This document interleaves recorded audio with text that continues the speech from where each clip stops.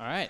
Sweet. All right, what's up? Well, welcome. Welcome back to our viewers. I don't even know what we're going to be watching this on, but welcome back. Thanks. Hello to our live studio audience. What's up? Yeah! Let's go. So we are talking some City of Wolves today.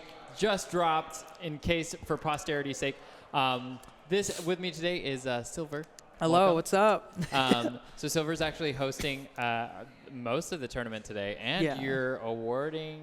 I'm awarding the winner of this Collisions beta bracket the game on launch. Yeah, yeah. I mean, that's legit, and I'm very excited about that. So I know nothing about City of Wolves, and I know nothing about like how this is all. So my biggest question for you first is, how did you get into City of Wolves, and why is this such a because you've basically barraged the server with this information since it started, which is great. I love it. I'm like hell yes, champion a game. What got you into this, and why City of Wolves? So basically, 2024, I started playing KOF 15 for the first time after kind of giving up on it after SNK screwed up the launch of that. Matchmaking wasn't working. The only way to play it was through Discord. Okay. I gave up on it for the most part until 2024, had people like Hot Dogs in the server to play with. I started dabbling into people that are also like me, Mexican. Started dabbling in the servers, Mexican KOF servers, just like training that way. Yeah. SNK, of course, announcing that they're making a new game. Right. So I've been looking for it, hyping it up, getting ready for it. Beta comes out. I do love it quite a lot. Okay. And you've been playing, so is it a lot because it's like, oh, it's SNK? Is that like what? I have. I mean, after playing KOF 15, I started messing around with the other releases.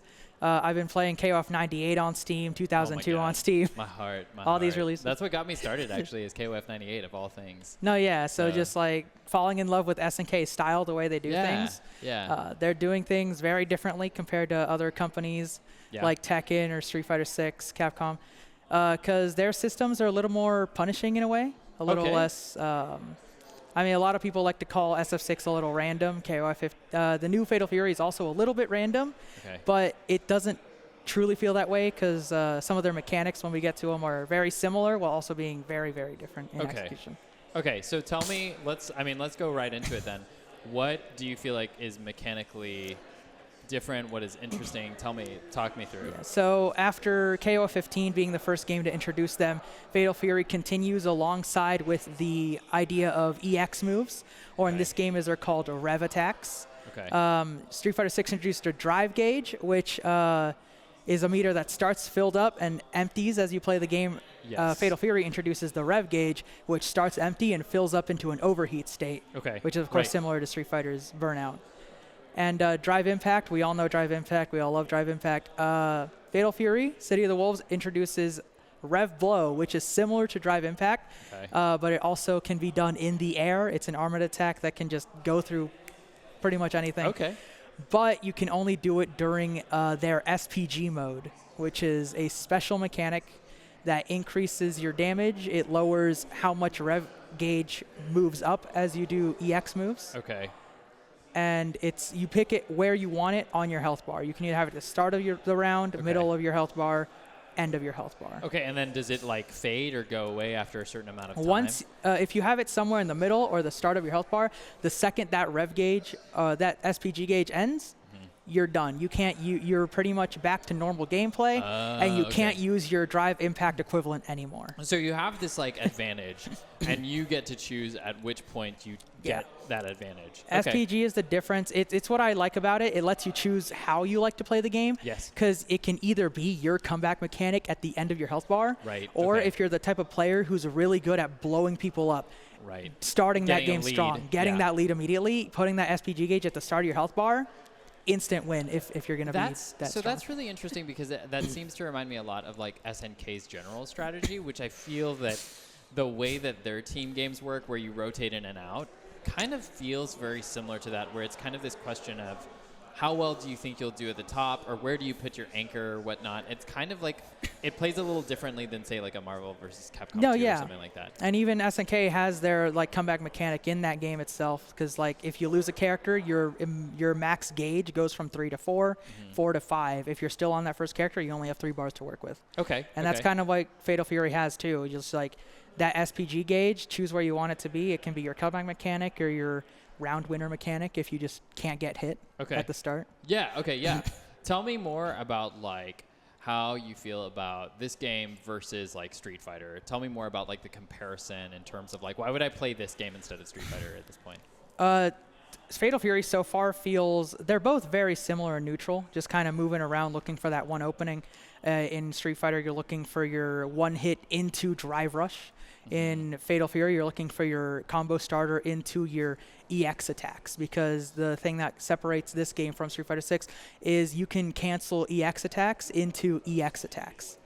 Oh, okay, that's so wild. The best thing I could tell you is imagine if Ryu could hit that crouching medium kick, cancel into EX Tatsu, cancel that EX Tatsu into EX Hadoken, and then cancel that EX Hadoken straight into Shoryuken, and right into Super. Okay, so it gets a little bit like, so you can kind of cash out a lot. Yeah. Okay. And what, so this is the first Fatal Fury in like 20 years. Yeah, like, do you know anything about like the history of like, thank you, like anything about like the history of like why now, or like what, do you know anything about like Fatal Fury or like that I mean, for the most part, King of Fighters just kind of took over. It was the more popular franchise once it started.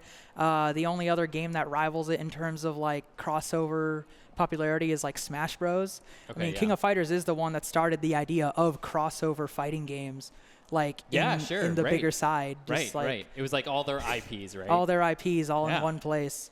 And it took off a little more than Fatal Fury did.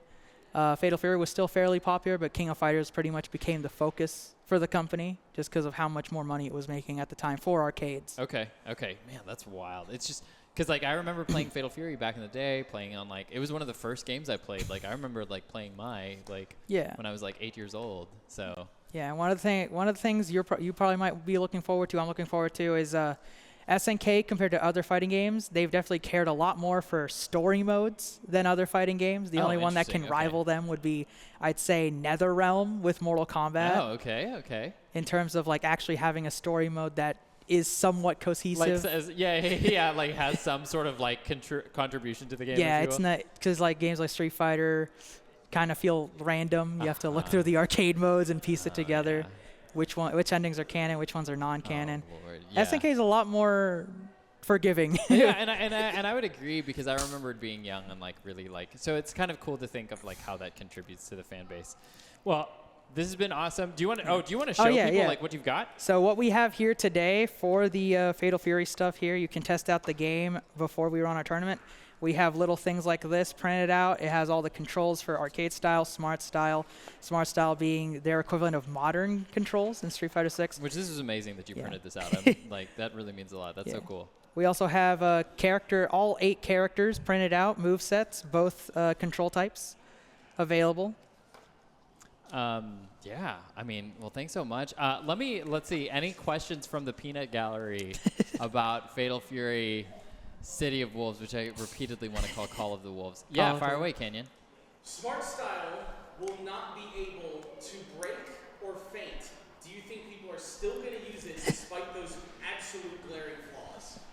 I mean, so far as we've seen with the betas, a lot of the optimal combos have shown breaks to be very, very good for optimal combos. For the character I play, Preacha, her combos involve breaking, because her best combo as of right now is pretty much involves 3 different breaks throughout the entire combo. Okay, all right.